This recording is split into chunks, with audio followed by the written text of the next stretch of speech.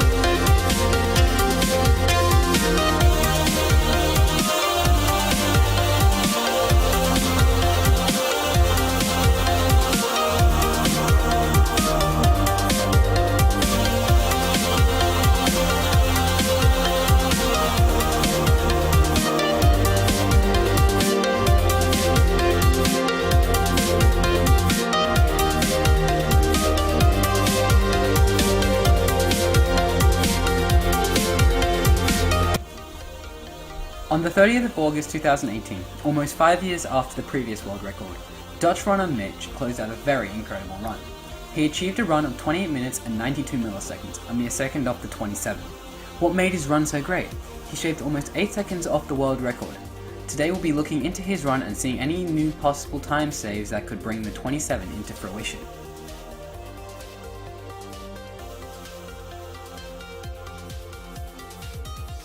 To begin with, the 27 is 100% possible. Mitch, Stash, and myself all have summer bests under 28, but each summer best is very close to 28 and will take a very well executed and perfected run to break the 28 barrier. Firstly, we're going to look at Mitch's run compared to E-Waller's run, the next fastest run and previous world record, and see where Mitch saved majority of his time.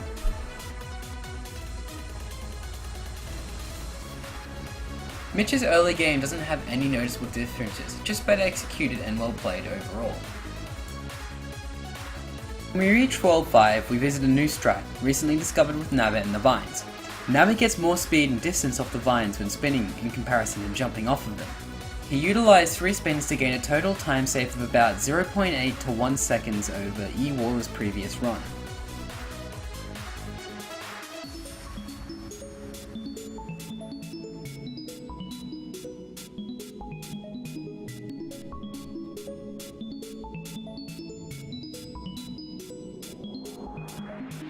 Five Tower is the next place where Mitch gains a bit of time over E-Waller, because of again, better execution, but also because Mitch managed to get up the wall in 1 spin rather than 2. However, there is more time saved to be had. Mitch got an 84 in the door, but ended with a 175 instead of a 176. Not an optimal 5 tower, but fast nonetheless.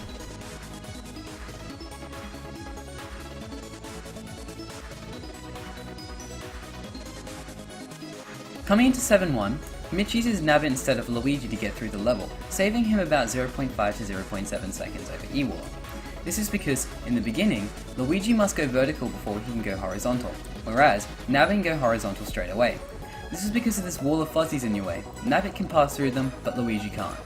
However, Nabbit on this level is a lot more difficult because he is unable to fly over anything.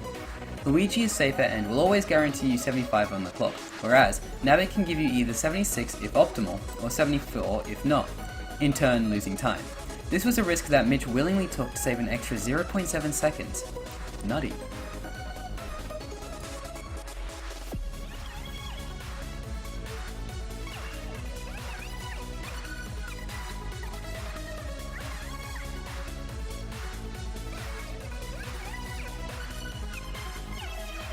Finally, our last stop is 7 Tower. At this point, Mitch has a comfortable lead over E-Waller, but one fight remains, and that is the Kamik fight.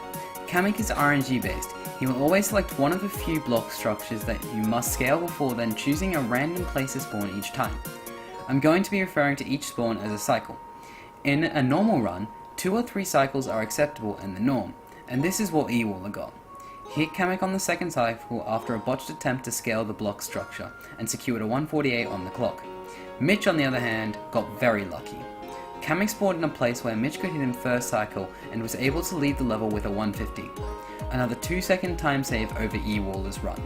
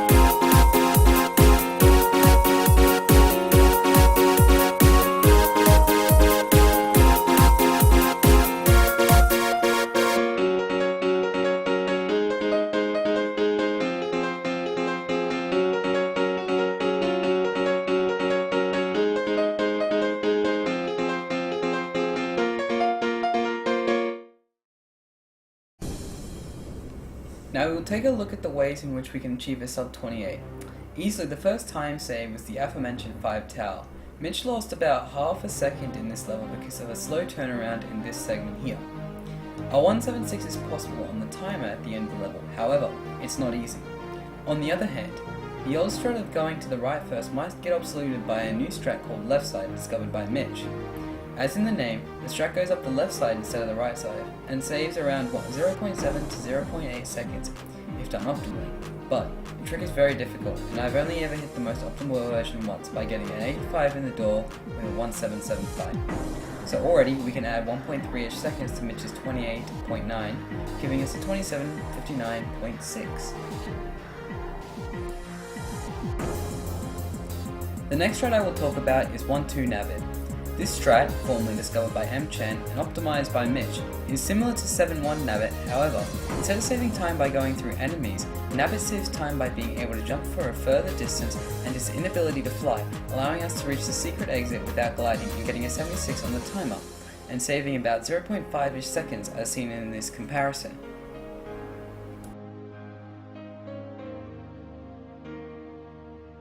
Dropping this 0.5 second time save from our new time, we get a 2759.1.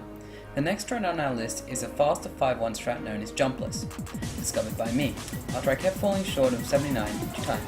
As I mentioned earlier, Mitch incorporated 3 spins off vines in the level to save time.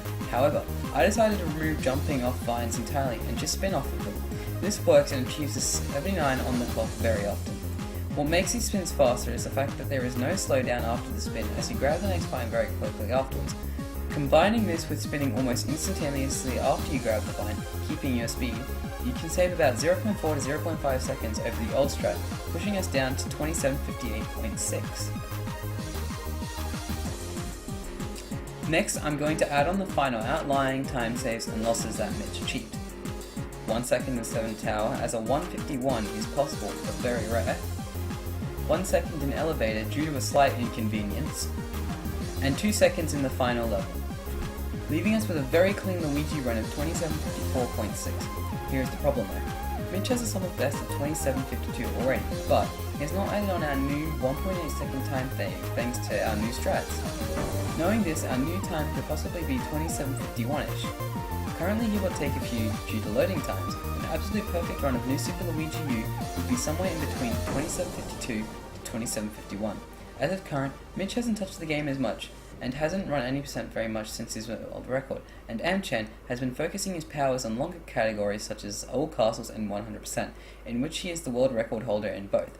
As for me, I've made it my goal to get it sub 28. I don't care if I'm the first, second, or third person to get it, but at the moment, I'd be content with it even if it is a 2759.9.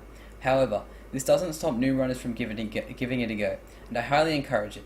You don't need a capture card, just a mobile phone or some video proof of your run is greatly appreciated. And as always, thank you for watching, and run on.